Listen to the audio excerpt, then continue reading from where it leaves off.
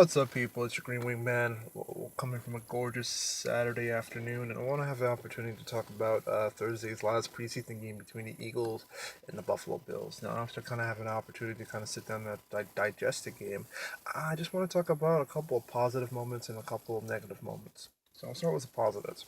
The defense is looking very, very good. Donald Derby makes an incredible interception catch against his former Buffalo team and almost brings it to the house for 42 yards. Almost could have actually gone for a touchdown if he simply just cut to the left while there was given that block, and he would have just ran straight in there for the touchdown.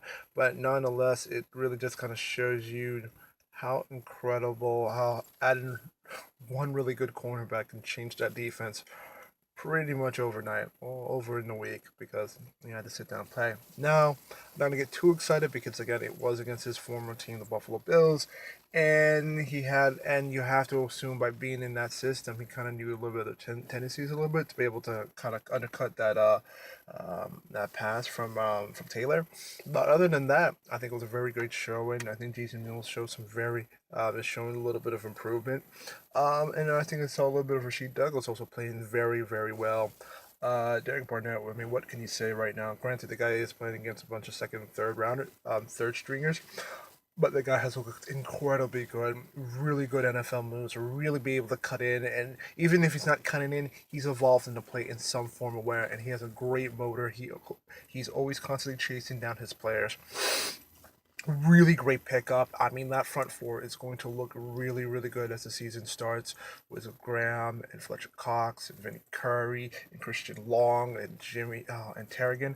And oh my God, I'm salivating at the mouth to know that we might have a fantastic front four and a defense that could be in the top 10 this season in the league if everybody stays healthy. Because again, there's still deficiencies in linebacker. We don't have a lot of depth there, and the safeties are also we don't have a lot of depth in the safeties. So, but if everything kind of holds well, there can't be any argument that this team can be a top 10 defense in the league. I honestly sit down and believe that. And yeah, that's pretty much it. The defense just played very, very good. The defense continues to evolve. And you really can see that Jim Schwartz can experiment with a lot more, knowing the fact that he has a really good cornerback that is sustainable and is adequate to be able to accomplish what he needs to do. Now, from the defense, let's move over to the disappointing point with offense. Uh, the running game is a little bit of a worry. Is a bit worrisome. Now I don't know if LeGarrette Blunt has just simply lost his step now. I granted, I mean, this is one of the dangers of bringing in a 30-year-old pro, 30-year-old running back, especially that came from New England. Because Bill Belichick seems to be the guru to know when players' time is up in the NFL, or if they get the best from him. And he came from a monster season for New England with scoring with 28 touchdowns. So I, it was one of the biggest. It was one of the biggest risks to take in, but we knew we needed to sit down and fill up that slot. Uh, to help us with the running game, and so far it just has not looked very, very good. But put the ball on the ground, which is something you do not want to do in the NFL. Derek Sproles was not going to get any playing time. They're going to hold him until the beginning of the season. Um, Daniel Pumphrey has struggled a lot. He's struggled a lot, and I think we're again. I mean, it's not all set in stone though, but he has not played very well. The things that he was doing in this college, clearly he's not going to be able to do in the NFL, and it's starting to show. And once again, in Smallwood, once again absent. I guess he's hurt, so I guess they're going to hold him off to maybe hopefully the Miami game. Hopefully he'll be healthy to do the Miami game, and the ending game with the Jets. We don't know. But the only real running back that was really good was Corey Clement. I know everybody's a little high on him, and he looks really good. Again, I'm not too sold with Corey Clement only because once again I think he still was a product of the Wisconsin offense up there, and oh wow, I'm spinning on my shit. Yeah, he's a product of the offense up there. It when he in his time in Wisconsin. And right now, on top of that, the offensive line just simply not doing very, very well. I don't think he's going to get those kind of looks that he did up when he was in college. So I'm not even sold on Corey Clement at this point, although he might be able to play himself into maybe the first string slot, which I don't think would be any more better and would look kind of bad because if Pumphrey continues to struggle, knowing Clement was there for the fourth round, why didn't you go for Corey Clement? But that's another argument for another day. The wide receiver situation isn't looking really good too. I think it's been very, very sloppy. Once again, I,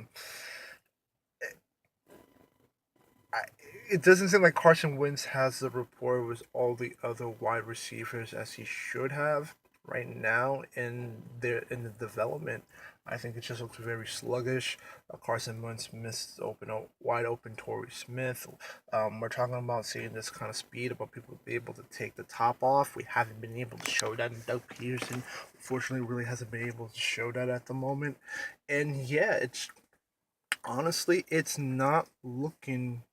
I'm not gonna put up the right flag yet, though, but it is mildly concerning that right now in the second preseason game that our offense has not been set well. It hasn't been very, very set. Uh, it just doesn't look that good at the moment. It really doesn't. So again, we have the Miami game next Thursday, or is it next Thursday or Friday? I think. And hopefully Doug Peterson can really change these things. And along with Doug Peterson, again, I'm starting to really worry about if Doug Peterson really is going to be a long term coach because once again, when the running game wasn't working well, especially after when Larry Brown put the ball on the ground and gave up a fumble, he reverts back to throwing the ball. I mean, that's if you if you want to get your quarterback killed or hurt or put the ball in harm's way, you continue to throw the ball 67 games, and he again neglected the running game. He can't. I don't know if it's just in his nature. Again, he did come from the Andy Reid system of throw 90, run 10. So I really don't know what's going to go on with that. It's just really, really, it's literally worrying to see that right now that I don't think he's really kind of learned from his lesson from the last couple of years. And again, putting Legaria Blunt through sweeps again, like he's a downhill runner. The offensive line needs to open and push him to the downhill. But yeah, other than that, it's the offense has just looked very, very sloppy over the last couple of weeks, and hopefully they can kind of clean it, and they hopefully they can clean it and rectify it as soon as possible. So overall, I mean, it was a sloppy game. We won. I kind of expect them to win in a very a very kind of slowed down fashion because it was a defensive heavy game, and it just yeah, there's still a lot of work. I mean, there's still a lot of work to be done. Not everything's set in stone. I don't think we're really going to get an idea of what this team looks like until the end of September, after we're done playing against the Chargers. But at the moment, there is a sense of mild concern as an Eagles fan to know kind of where your team isn't where it should be in the next couple of days, in the next couple of weeks before the actual season starts.